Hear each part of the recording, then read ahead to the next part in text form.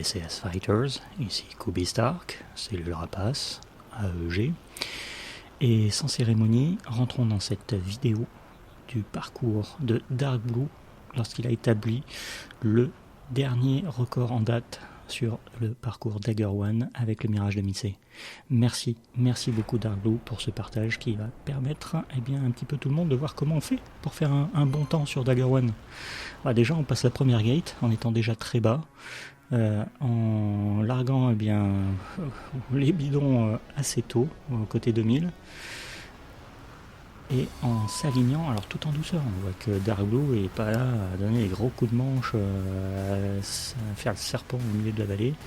Alors, il prend des trajectoires les plus tendues possibles, avec un passage tout en souplesse pour se mettre sur le dos, le passage sous le pont, qui rapporte un gros bonus. Pour rappel, le passage sous le pont, c'est 20 secondes de bonus, et si le passage se fait sous le pont sur le dos, c'est 45 secondes de bonus au total. Donc ça vaut le coup. Et là, on a Dark Blue dans la vallée. On voit qu'il pointe ses repères pour optimiser sa trajectoire. Il reste toujours pas dans le fond de vallée, bien encaissé. On pourra noter que sur le passage sous le pont, à la gate 2, si on regarde en haut à droite, le chrono par rapport au meilleur temps précédent, il a pris déjà un peu d'avance, 240 centimes.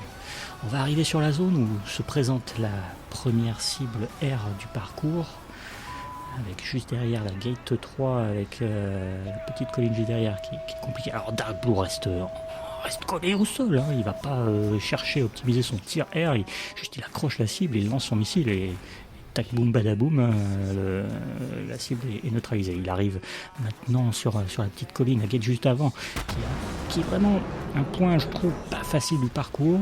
On dirait qu'il le passe, mais alors tranquille, facilement. Il a bien passé sous les 500 pieds, qui est la hauteur maximum de passage de la gate. Donc il était dedans. On voit qu'il exploite la hauteur qui est permise pour pouvoir passer dans l'axe. Et donc aller chercher. On notera qu'il a 2 secondes d'avance sur le meilleur temps précédent. Et j'ai pas à peine le temps de commenter quand il va tellement vite qu'il est déjà sur la gate suivante. On va arriver sur le pop-up avant la première cible sol. Et là il a 3 secondes, il y a 3 secondes d'avance sur le meilleur temps précédent. Et là il s'axe. Encore une fois, notez la trajectoire qui est lisse, propre, précise. La correction, c'est même pas de la correction, c'est juste qu'il se présente et il est là où il faut, comme il faut. Et boum, les bombes sont sur la cible. On arrive maintenant sur un passage où un petit manpad peut être dangereux. Dark Blue fait un peu de largage de flair préventif. Et il va tellement vite que vous voyez là, le missile du manpad il passe loin derrière. On arrive maintenant sur la gate 5 qui est encaissée en fond de vallée. C'est un passage qui est pareil, pas forcément très évident.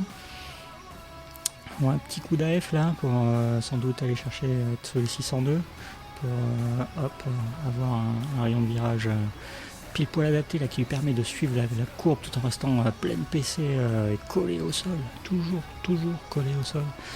En arrivant à l'avant-dernière gate, on voit la dernière cible R qui surgit, tout en restant toujours collé au sol, concentré sur la trajectoire. Le missile est parti et boum, voilà, tous les bonus sont pris et vont être pris. Il ne reste plus qu'une cible sol.